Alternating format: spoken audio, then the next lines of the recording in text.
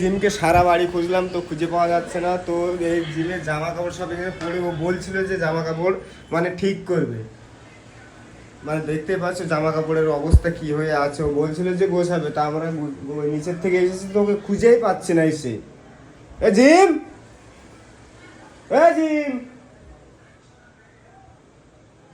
তোর ভেতরে কি করছিস? ডিস্টার্ব করছো কেন? আমি ঘুমাচ্ছি। ওর ভেতরে মানুষ ঘুমায়? আমি তো এখানেই থাকি।